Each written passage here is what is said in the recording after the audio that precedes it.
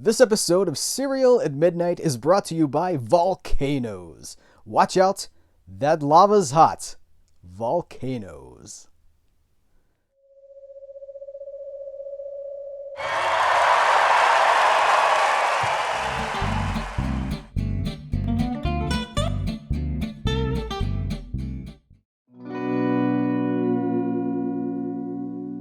Hello and welcome to Cereal at Midnight. We gon' have a party till the morning light.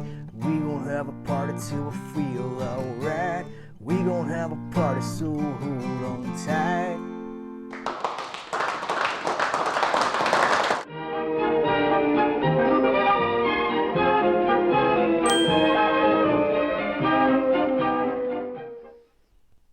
Oh, hello, and welcome to Cereal at Midnight. Guys, what's going on? My name is Heath, and this is Fresh Flavors. This is our new release spotlights of things that have recently come into the palatial Casa de Midnight studios located in sunny Burbank, California. That's not true. I wish that was true. Maybe one of these days we can come to you from Burbank, the home of so much entertainment history. I really just want to be a classic TV show. That's all the intros, everything. I'm just working my way towards classic variety television. Hey, real quick before we go any further, I've gotten so many questions about this. This has come up more than some of you guys would ever possibly believe. Hey Heath, what's that on the shelf? Who is that? It's the Natalie Wood collection. It contains it contains these films. One of them's not in here because I had pulled it to watch. Sex and the Single Girl with Tony Curtis is not here, but Shabonk, Shabooze, Shadong, Shadangle, and Shabeezwong. Those are the ones that are included. So many questions wondering what this is. And I like that you guys are checking out the shelves. I like that you're checking my stuff out. I really appreciate that. Maybe I can help elevate some titles that maybe were off the radar for some people. So it's a Natalie Wood collection from Warner Brothers.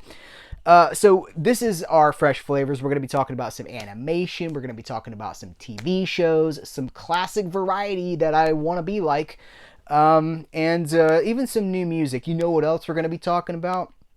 Some Scream Factory movies that just came out and are already out of print. And you know who's got opinions about that? This guy. So let's kick it off with Richard and Mortimer. Now this is Rick and Morty seasons 1 through. I gotta back it up a little bit so the true colors can come shining through. Don't be afraid, guys. I better stop or Google's like, our algorithm picked up a very peculiar rhyme. Anyway, hey, let's do this because this is a Warner Brothers property. Before we get started, I need to let you know that I was provided a free copy of this Blu-ray, but the opinions expressed are my own. The opinions are this guy's. Jeez, what if I just bumped? Oh, that'd be terrible. This is Rick and Morty seasons 1 through 4. This is sort of a repackaging bundle of everything that's been done up till now. And everybody knows what Rick and Morty is, right? Like I'm in this video now and I'm like, I guess I need to do my due diligence. I need to do my duty Rick and Morty is a very subversive adult cartoon co-created by the creator of Community, which was a very subversive sitcom. It breaks all the rules. It's very funny. It's very dark, but it's smart. And it assumes, here's what I like about Rick and Morty. It assumes that you know, just like with Community, it assumes you know the rules of TV and the rules of animation and the rules of sci-fi. Like it assumes you've seen Doctor Who, that you've seen, Battlestar Galactica, that you've seen all these things over the years, that you know Planet of the Apes. These guys are clearly pop culture fanatics, and by assuming that you know these things, they don't have to explain anything to you. They don't say, are you with us? They just go for it, and they go into such strange and wonderful directions. I should show you, by the way, let's get into it. So here's the outer slipcase. Here's the back. This is the inner Blu-ray case. It's got, new and unique art. Sort of a riff on 2001 here. Anyway, it's 4 discs. So here's season 1, season 2, season 3, season 4. There is a digital code, which you're going to have to just... You're going to have to take my word that there's a digital code there, because I'm not going to give it to you. And another cool selling point for this package is that there's a poster that is exclusive just to this release. So let's unfold and bask in the glory, the power and the glory of the Rick and Morty exclusive poster. I'm not going to be able to unfold this. Okay, there we go. Is it showing up well for you guys? Try to get the glare off of it. All right, that looks pretty good. Yeah, it's very cool. It's a very cool poster, and you know, this package is, maybe the poster is an incentive for those who may already have this and are like, I don't know, do I double dip on this or not? Because I've gotten questions from you guys. You're like, should I buy it again? I'm like, that's up to you. If you already have all 4 seasons of this show on Blu-ray, the only thing new here is the poster. If you don't have the 4 seasons and you want to get into Rick and Morty, this is the best physical media option. Another animated show that's I've had a really fun time exploring and discovering is, pardon me, Victor and Valentino. This is another show from Warner Brothers, Cartoon Network show, and I feel like this is all ages. This is like kid appropriate. And I feel like the elevator pitch, for those who don't know what Victor and Valentino is, I don't mean for this to be reductive in any way. I don't mean for this to be belittling or you know what I mean. It's Gravity Falls meets Coco. Okay, it's Mesoamerican myth, so like Quetzalcoatl and all that, Q the winged serpent, that guy. It's all these like Latin American, South American, Aztec, Incan, whatever myths that have been filtered through a very Gravity Falls style animation. And this is season 1, volume 1. And each episode runs about 11 minutes, which is about right. That's good. I think maybe beyond that would be too long for the format, because these are very fast paced, because it takes place I believe it takes place in Mexico. I don't know that it's ever specifically named as Mexico, but it's totally south of the American border, because we're talking about, like, you know, all the tropes. Coco, again, just like this very Latin based mythology. And so, you know, Gravity Falls, they go hunting all these like X-File type things. Well, here it's based on these Mesoamerican myths, and it's really fun, and I'm having a blast catching up with it. I do hope that we get a season 1 volume 2, because I'd like to keep going with this show. It's about 2 they're family members, but they're so opposite. 2 kids, they're like, I think they're half brothers. They are, one's kind of an introvert who has like personal space requirements, and the other is just like the impulsive, like, let's go do that. And it's just the mischief that they kind of get into with supernatural stuff. Let's talk about these 2 releases from Scream Factory. So these were announced since our last Fresh Flavors. These were announced on a Tuesday that they would be coming out the following Tuesday. If you're seeing this video when it goes up, they came out like 10 days ago, something like that. They were announced as a pre-order 1 week before they came out. Tuesday, release day rolls around, and Shout Factory / Scream Factory is like, these are almost sold out. These are Roger Corman titles. These come from the Roger Corman library, which Shout Factory owns. They don't license it. They own it. They bought it. So they've been doing this in the past with Death Sport, sold out. The Deathstalker films, sold out.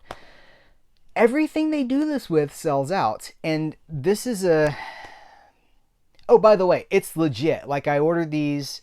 They shipped. I went a couple of days ago to say, I wonder if those sold out. They're sold out. You can't buy them. They sold out in like a few days. really, I mean, they sold from release dates. Just a few days later, they were gone. So, I mean, limited to 1,000.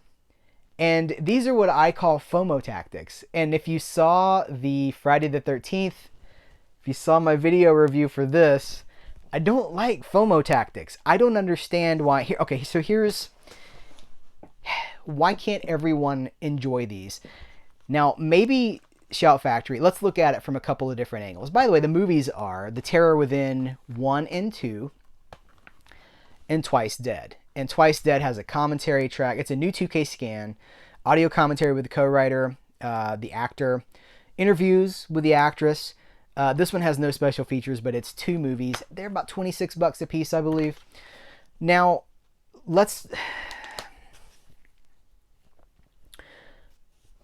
someone has done the math on this, and they said, well, we will sell 1,000 units over 6 months to a year if we just put them up. Or if we market them as being limited editions, we will sell 1,000 units in a month or 2 months or whatever. I think these are the new record for the fastest selling titles. I'm sure they'll probably reprint because it's a license to print money, right? I wonder why we can't just get Shout Factory releasing these. And by the way, I say Shout Factory. Scream Factory is a subdivision of Shout Factory. Shout Factory is making these decisions. So I just reference the parent company. Why not print 1,000 of them? Say, hey guys, we're putting these 2 titles out on Blu-ray. There's not a whole lot of stock, but you know what? Don't even say that. Print 1,000 of them. When they sell out, if you think you want to print more, print more. Because now these are all sold out. I'm sure scalpers got a hold of some of these. They're probably selling them for way more than they should be selling them for in the aftermarket, the third-party market. Whereas if these weren't limited, everyone could enjoy them, everyone could buy them, and there's no loss, right? For Shout Factory, there's no limited window that they have to operate within. They own them, so they can always just go make more. But by forcing this limited edition status on them, I just feel like it's having a negative impact on the fan culture, on the livelihood of physical media, frankly, because all those scalper prices, that doesn't help physical media. That only helps the scalper. So it's a very hot button issue. We're talking about it more and more because this clearly works. I bought them. I did not want to miss out on them. I've bought every single one of these.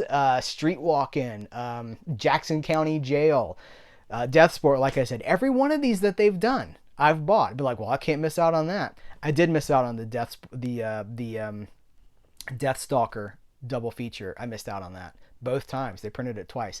Anyway, it's kind of a disturbing practice because I wish they know that if they market these as limited editions, they'll sell them quickly. Get the money, move on to something else. And I get that. I really do get that. And I wish them success with their business model. But as a fan, now no one else is buying these, right? Like the option to even buy, if you didn't get in on these in the 1 week that they were available, you missed out. And I don't know that that's good for the future of physical media as it continues to become a more niche market. So I don't know. I would like some feedback on that. I'm sure that's going to be a much discussed topic of conversation. I do see both sides. I just feel like it's better to side with the customer, the fan, than with quick sales or a profit. And it's always about walking the line. Also, that's a tactic that's kind of used more for smaller companies who have a lot invested in those titles. You see smaller companies do it because they've got a lot of out-of-pocket expense.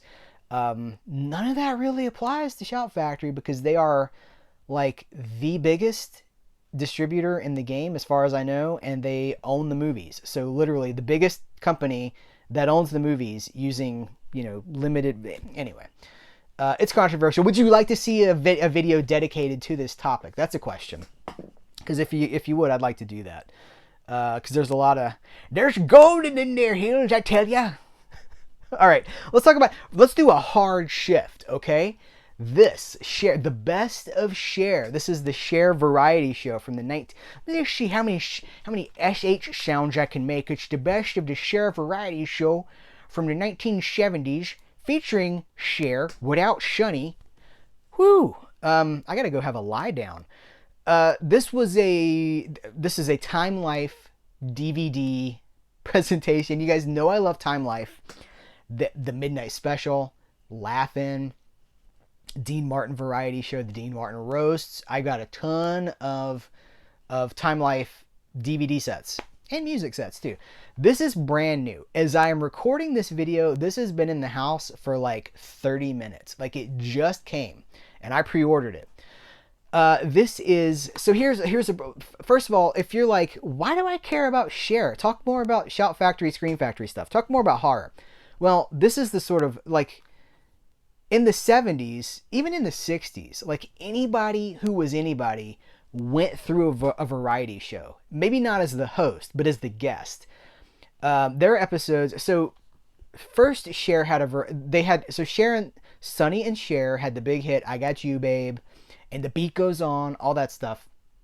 Big hits in the 60s, and they got a variety show. Like at the dawn of the 70s, they got a variety show. It was very successful. Burt Reynolds comes on. Like everybody who's anybody would come on these variety shows. They get a good laugh. They get to do something that's kind of outside what they're known for. Tell some jokes. Dress up in a silly outfit. People get to sing songs. It was a huge staple of television entertainment. And movie stars that you would not expect to do this would come and have a blast. So Sonny and Cher have this show. It goes on for a few years. They split up. So they're like, well, we had a really good thing. The studios, they're like, we had a really good thing here. Let's give Cher a show. So Cher gets a show. Sonny gets a show too, but Sonny's wasn't really a success. Cher's was a success. So this particular package collects 10 episodes of Cher's variety show from the 1970s. I think they're from 1975. And 10 star-studded episodes of Cher with guest appearances by Ray Charles, Charo, which is kind of a given. If you got a variety, you don't even have to invite her. She just shows up. She goes, my coochie, coochie, coochie. And you're like, whoa, who invited Charo? She just appears. You say, variety show, poof, and then there's Charo.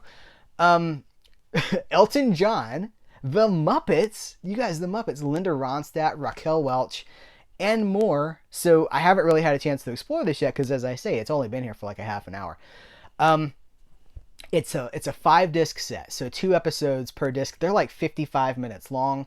It's got special features. It's got an interview with, so like apparently, this is not necessarily my interest in this show, but apparently her fashion was really popular and like a really big deal. All her dresses were made by Bob Mackie, who's like a dress designer, I guess. People are just turning. Some of you guys are turning because you're like, I want to hear more about Scream Factory, and some of you are turning because he doesn't know Bob Mackie. So the dresses were a big deal. So they've got an interview with Bob Mackie. They've also got an interview with George Schlatter. So many sounds in this episode just in the last few minutes. George Schlatter was the guy behind Laugh-In. So many variety shows in the 70s and in the 60s. Really big deal. They got an interview with him talking about the creation of this show.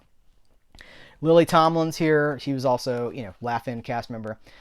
Here's what you need to know. It's a 5-disc set. Try to get the light off of this, or the glare. This is sort of complementary to the best to "I Got You, Babe," the best of Sonny and Cher. Interestingly, after Sonny and Cher got divorced, they both had their own single shows. They got back together again after this for sort of a reunited Sonny and Cher. They were divorced still, but they had a show together after this. This is the middle chapter, right? This is like the middle part of 3 chapters. This is the best of all 3. Here's what you need to know if you've bought this. I did a deal alert on this not long ago. This dropped to the lowest price it's ever been. This set, let me rephrase. This new Best of Cher DVD set contains 10 episodes.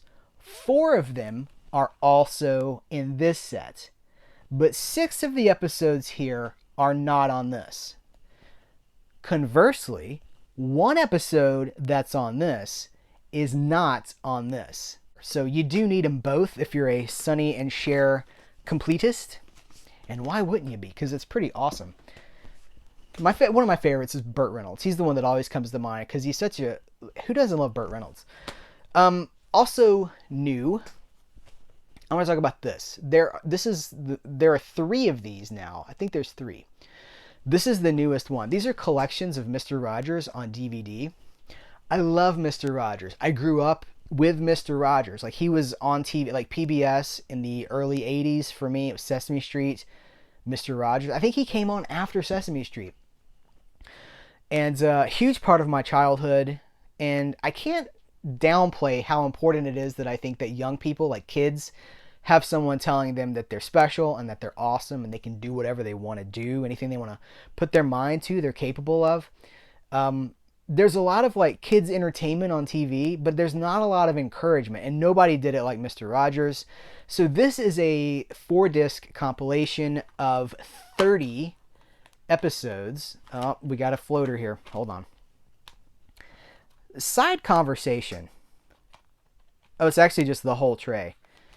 You guys notice a lot of these trays that come in these sets now, they're shallower. They're not deep enough, and the discs tend to pop off. I'm seeing that a lot. Pop off! The discs tend to do that a lot more than they used to. Anyway, this is themed as the Mr. Rogers Meets New Friends collection. So this is going to be the one that's got a lot of guest stars, or like he goes to a school, or he goes to like the crayon factory, or that kind of, where it's like field trip kind of stuff, or like having some guests. So that's what this collection is. As I say, there's 3 of these now. My finger will not go up. That's okay. There we go. I smell almonds. There's 3 of these, and they are different themes. And if you got all 3 of those, you got 90 uncut episodes of Mr. Rogers. And I gotta tell you, like, I know that there's the Tom Hanks movie. I didn't watch it. I'm not really interested. There's a documentary from about 2 years ago. I think it's called Won't You Be My Neighbor? Whatever the Tom Hanks one is called, it's not that, but it's the other Mr. Rogers catchphrase. And it's wonderful. It's so good. Just popping these on, that theme song. Once I hear the theme song, I immediately get goosebumps. It's like 35 years have been taken off of my life, and I'm sitting in front of the TV again as a child. And it's so nostalgic, and it's so wonderful. And it's not just nostalgia. If you watch these again, there's something really magical about them. There was nobody like Mr. Rogers, and people have tried to dig up dirt on the man, and there's just none to be found. He was just an awesome dude. So there are 3 of those that are available now, 90 episodes, and highly recommended. This is a new music documentary that has just come to disc. This is the Go-Gos. It's a documentary about the music group the Go-Gos, one of the first all-girl groups that wrote and played their own material, but probably the first girl group that made it really, really, really big. And it's a really cool documentary. It's got the music, it's got a lot of like behind the scenes, concert footage and like home video footage, photos. It's done with the cooperation of the Go-Gos, Belinda Carlisle, Jane Weedland, and company. And they have access to everybody. All of the Go-Gos are there, even past members that left the band. They're there too. If I have a criticism, okay, here's the criticism of this, because of course I've watched it. They spend it's about 90 minutes. They spent about an hour and 20 minutes up to about 1990. And then they're like, oh crap, we gotta go. And so it just blow by. The Go-Gos had a reunion in 2001 or something like that. They hadn't played together in 17 years. They don't even talk about that. Don't even talk about their 4th album. Don't even mention it. So it really feels like maybe the money ran out or the time ran out. But for the 80 minutes before that, it's really good. And it's cool to have a chronicle of the Go-Gos, how they came to be. A good documentary about the foundation of this classic, this iconic pop group from the 80s. Started in punk, moved kind of in the new wave, and then just became pop. It's kind of neat how that happened. Anyway, let's talk about that. That's a segue into some music. Bob Dylan has a new compilation out. It's live. It's not live. It's 1970, and it's essentially a copyright protection thing. If something hasn't been used in 50 years, if a recording artist has something that hasn't been monetized in 50 years or released in 50 years, then it can go into the public domain in certain places. So you see this a lot now where companies are just like, well, here's these alternate takes, and here's Bob Dylan did a jam session with George Harrison from the Beatles, and it's here. They've kind of cut out the dialogue between the songs, but the music is here. There's bootlegs. I have a bootleg of it, but this is official.